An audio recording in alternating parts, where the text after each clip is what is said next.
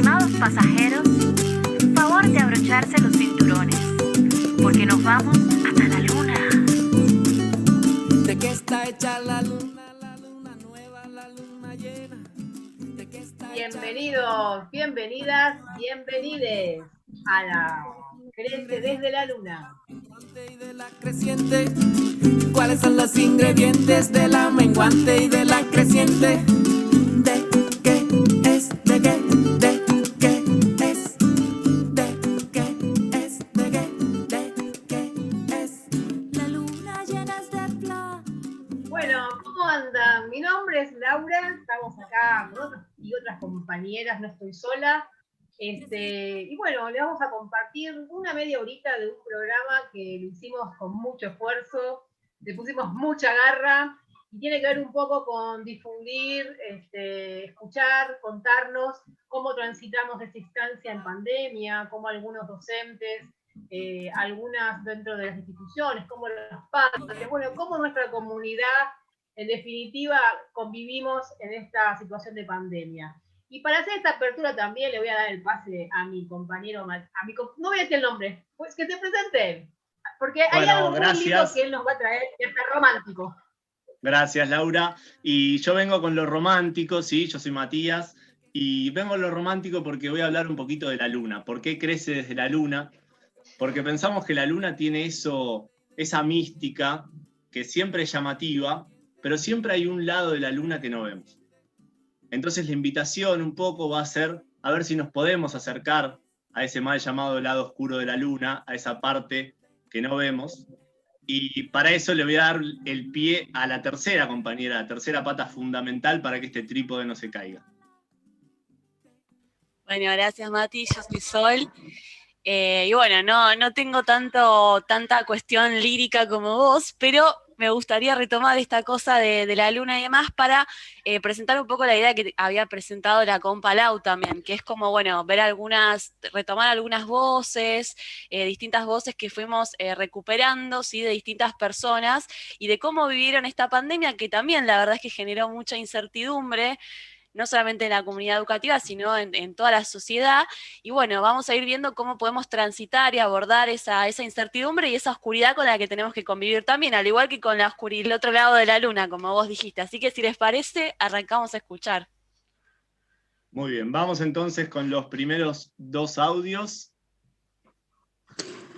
Como maestra de escuelas primarias públicas de la Ciudad de Buenos Aires, puedo decir que el derecho a la educación de los chicos, las chicas y les chiques fue bastante vulnerado. No hubieron políticas educativas que generaran un acceso a la educación por igual para todos.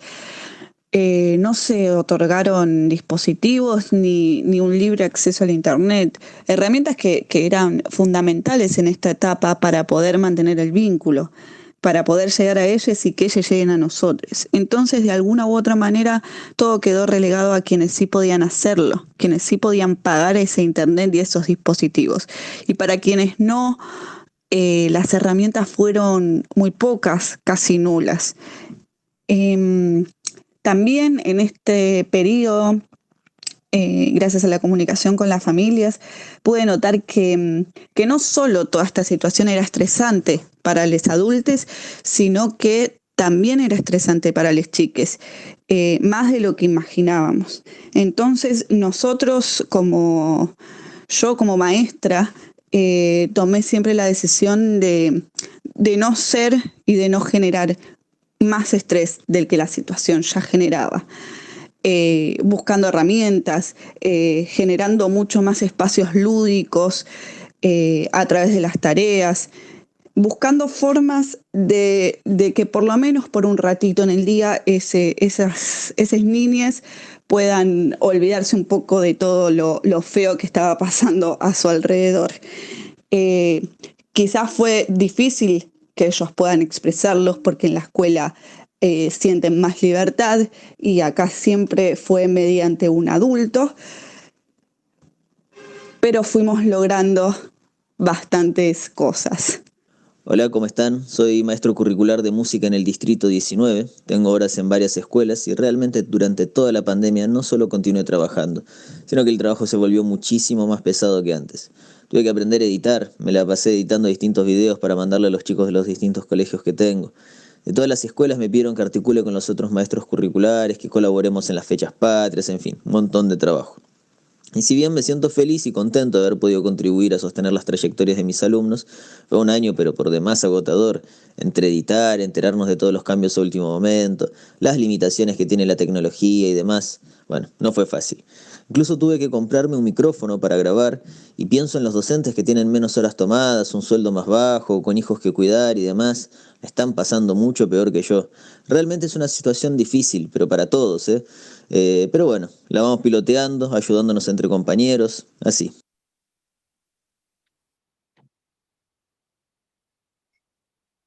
Bueno, ahí teníamos dos compañeros y en situaciones totalmente similares y diferentes, ¿no? Cómo cada docente, qué rol cumplió en esta pandemia, cuando la maestra nos cuenta que empieza a utilizar situaciones lúdicos para incorporar a los pibes. También nos cuenta la desigualdad tecnológica, que siempre hay alguien que queda adentro y alguien que queda afuera, ¿no? Qué políticas educativas se fueron estableciendo. Y bueno, y el maestro, ¿no? Que nos expone, a mí me parece lo interesante de estos relatos, cómo, y yo siendo parte también de la comunidad docente, cómo nos expusieron, nos exponemos entre la realidad con ese deber ser, ¿no? Los pedidos directivos, supervisores, bueno, ¿qué teníamos que hacer? Y me parece que en estos audios, que me siento un poco identificada, fuimos haciendo de a poco lo que nos parecía, lo que nos ayudábamos entre compañeros, frente a leer la realidad y la actualidad, y en definitiva siempre pensando en los chiques, ¿no? Así que bueno, interesante, podemos, continuamos. Si les parece. También cómo la brecha digital afecta a docentes también, ¿no? Porque bueno, hablaban un poco de la necesidad de adquirir nuevas herramientas, de aprender a hacer cosas nuevas, que se tuvo que comprar un micrófono. Digo, la brecha digital también nos afecta, y hoy en día, si no tenemos un internet de calidad, una computadora personal, se hace muy difícil sostener la cursada virtual. Tal cual, Mati, sí, tal cual. Interesante. Bueno, si les parece, vamos con los otros audios que tenemos. Tenemos más audios de referentes que nos hablan, esta vez desde un lugar de la educación no formal. Y así que vamos a escucharlos.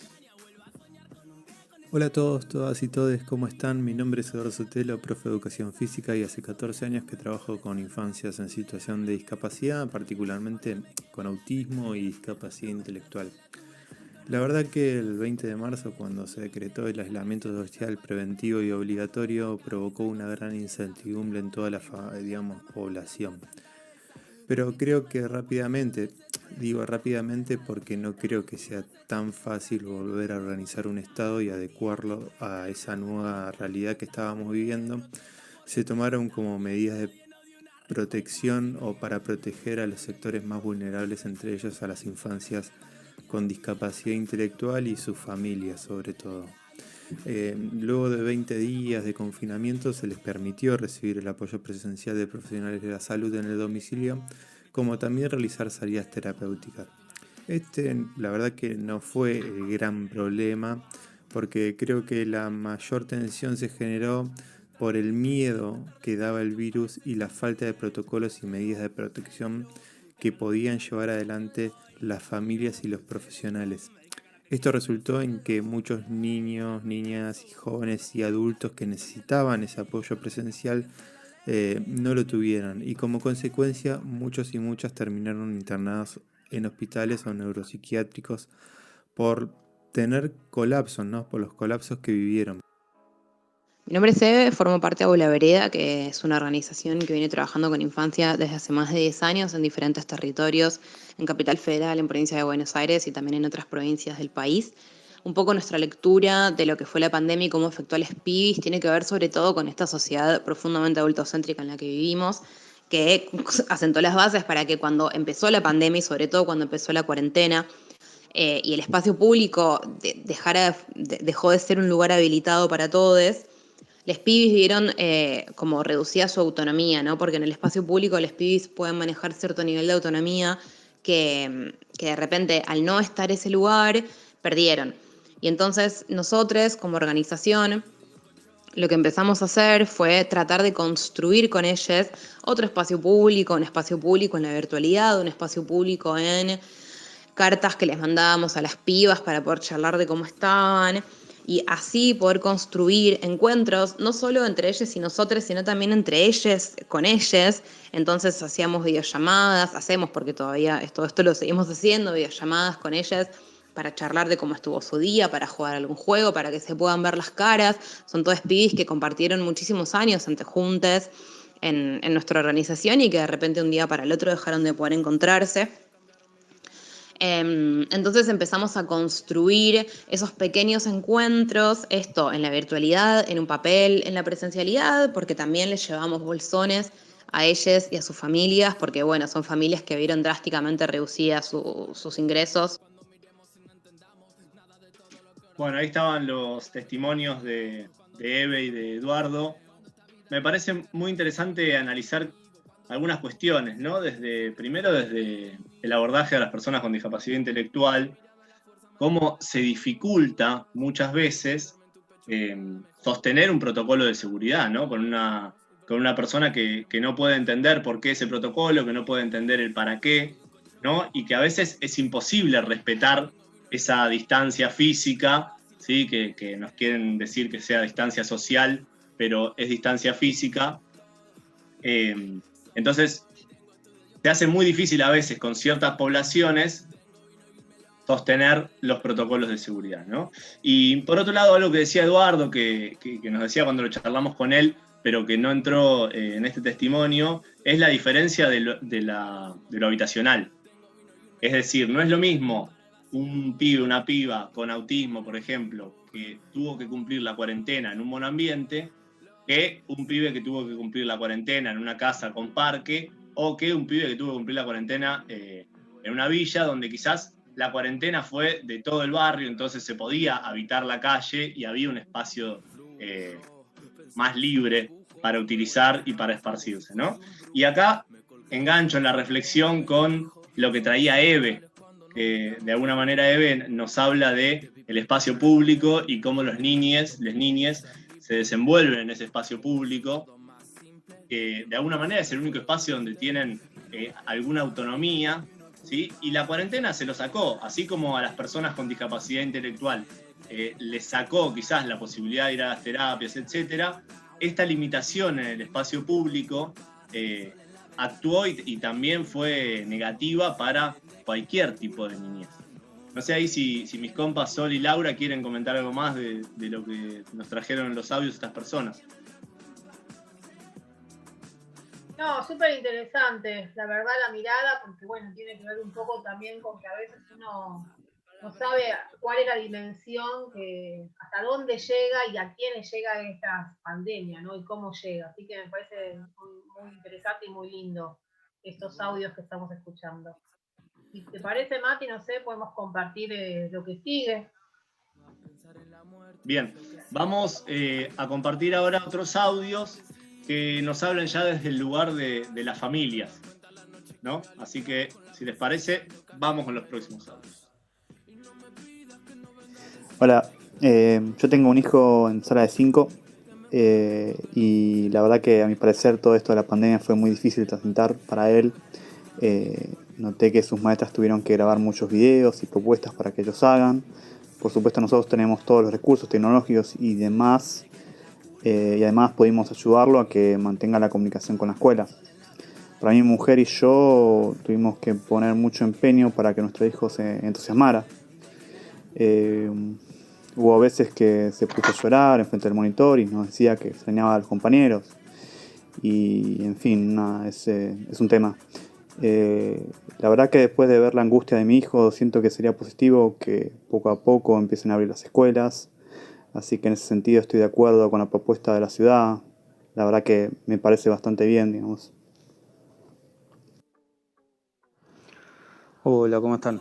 La verdad que en mi caso, teniendo una hija en 4º grado y un hijo en el secundario, este aislamiento fue bastante complicado de atravesar. Tengo que estar muy encima de mi hija para que pudiera seguir el ritmo.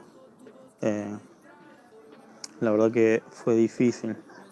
En cambio, no, el pibe, el mayor, bueno, es bastante responsable, tiene su propio espacio, su propia habitación, así que no hubo problema. Así que se manejó bastante bien solo. Pero sí fue bastante agobiante enseñarle matemática y cosas de la primaria a mi hija, bueno, ya que usan métodos muy distintos ahora. Y bueno, nosotros como no estamos preparados, no somos docentes, entonces la verdad que se hace difícil más allá. Bueno, qué dilema, ¿no? Porque ahí a raíz de estos audios que escuchamos empezaron a aparecer las voces de las familias, de los chicos, y bueno, ellos nos traen un planteo distinto, una mirada diferente, no están desde el lado docente, sino desde el lado por ahí más familiar, de acompañamiento de los niños y de las niñas y de los niñes.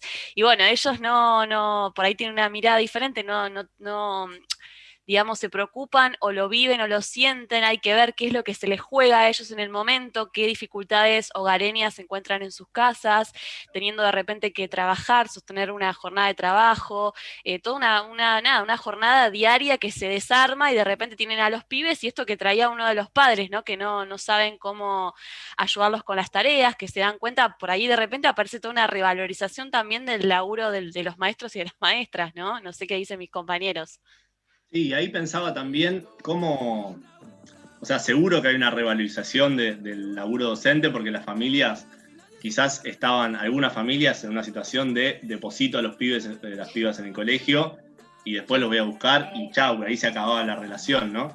Entonces Claro. me parece que darse cuenta de lo que es sostener y guiar procesos de aprendizaje ya es importante.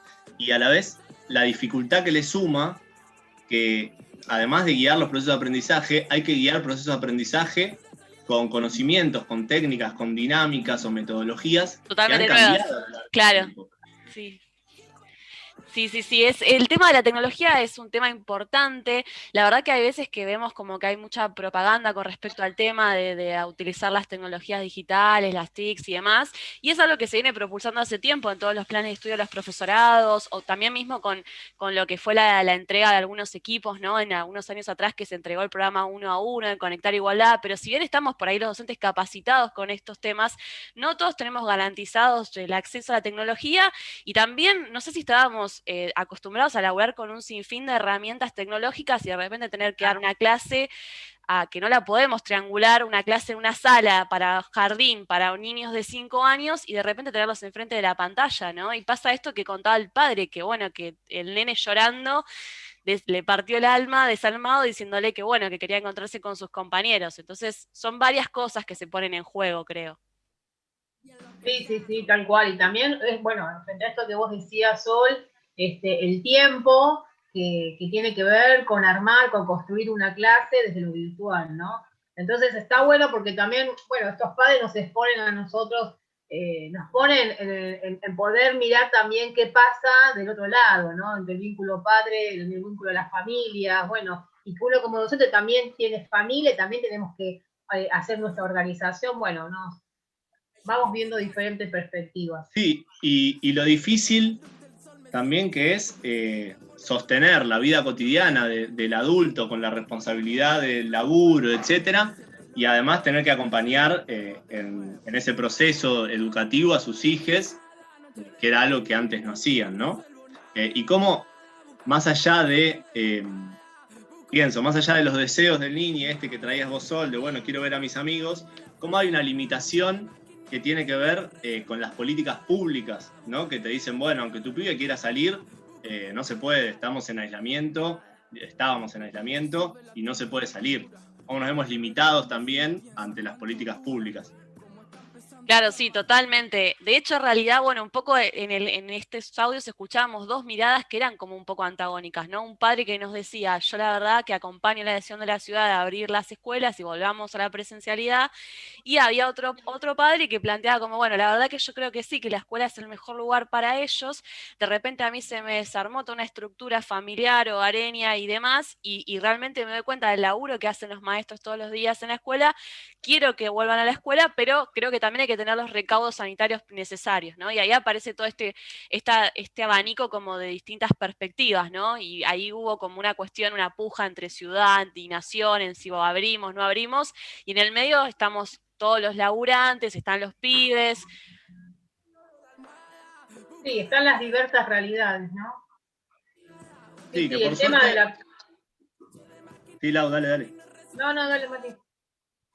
No, que por suerte tenemos la posibilidad de ver algunas cosas y de ver distintas miradas, ¿no? En esto que va de programa, hemos podido escuchar a docentes de educación formal, de educación no formal, a las familias, y me parece que en ese sentido está bueno escuchar este último audio que les traemos también, que habla desde otro rol. Así que, Lau y Sol, ¿les parece? ¿Vamos con el último audio?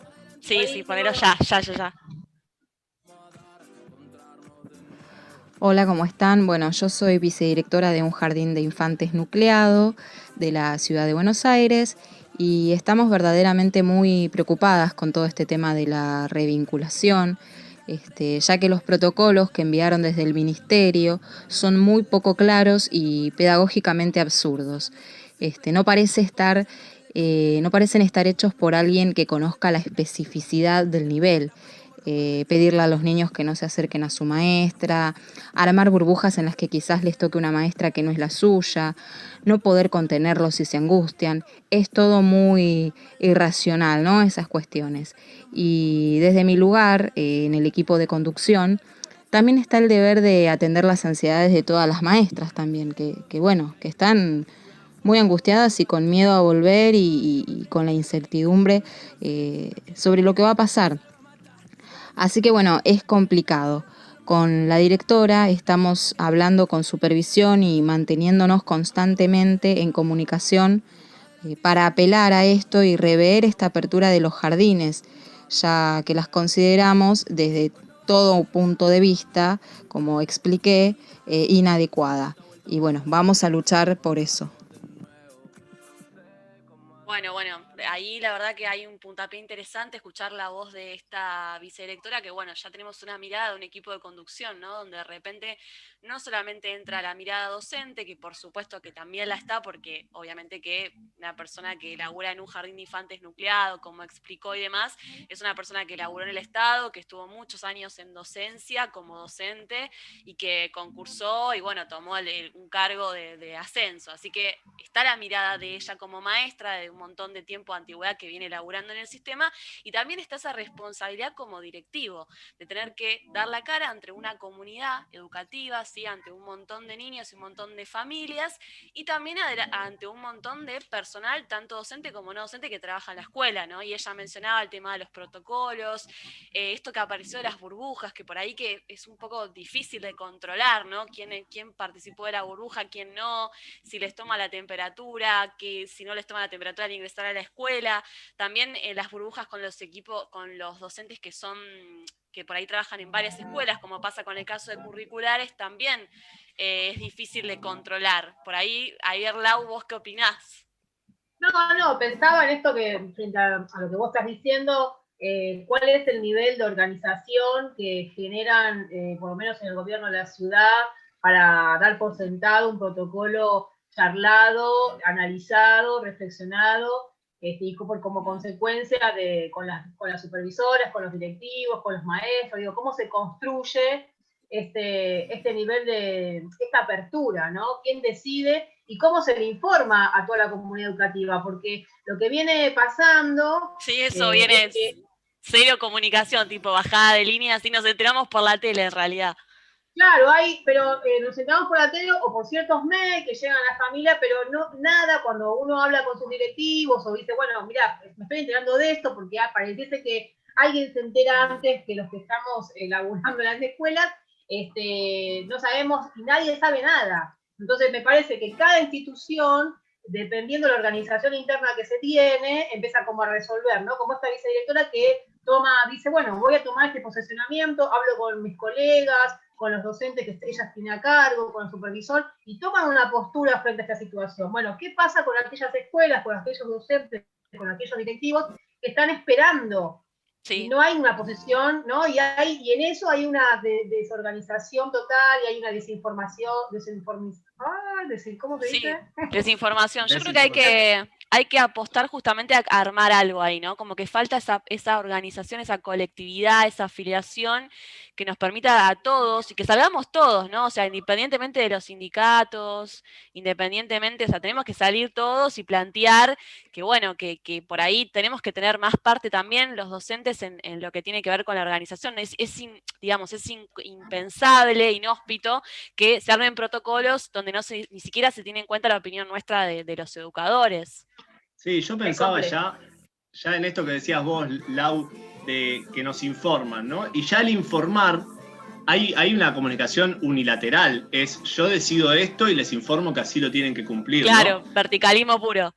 Y quizás lo que más evidencia es que no hay una construcción desde abajo, ¿no? Que permita que cada escuela exprese su voluntad, que piense qué protocolo podría adecuarse a la escuela misma, o un ida y vuelta en general. Sí, lo llamativo es, perdóname, pero lo llamativo es que durante todo el año, con esta gran incertidumbre de este virus que estamos atravesando y esta situación que nos expone nuestra cotidianidad y muchas cosas más, los docentes tuvimos que utilizar un montón de búsquedas de estrategias, de ser creativos, construimos muchas cosas para sostener el seguir estando en un aula. Ahora no podemos bancarnos o no podemos tampoco aceptar que nos vengan a decir qué hay que hacer, porque nosotros los docentes tenemos una experiencia de muchos meses que supimos de alguna forma qué hacer y cómo llevar adelante todo este proceso. Bueno, ¿qué nos pasa a nosotros como docentes?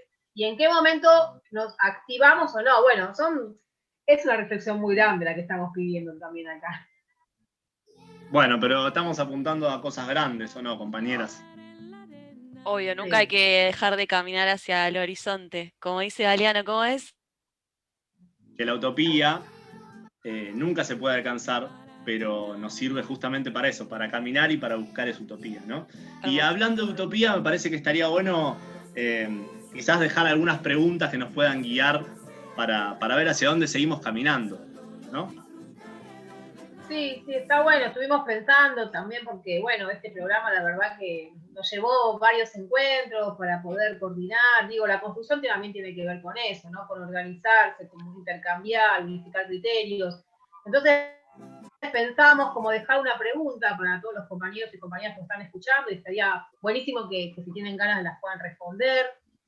Bueno, pensábamos, bueno, esto, ¿no? Cuando pensamos nuestra realidad, cuando nos detenemos a analizar nuestro cotidiano, ¿desde qué lugar construimos esos pensamientos, esa realidad? ¿Y a quién, o sea, incluimos a los otros? ¿No? Pensábamos, bueno, ¿a quién incluimos para construir esa realidad? Sí, mismo si no lo pensamos desde algo individual, y quizás lo pensamos más desde los colectivos a los que participamos o de las redes que tejemos, es si cuando tejemos redes, tejemos a partir de la diferencia o tejemos solo con lo similar, encerrándonos aún más.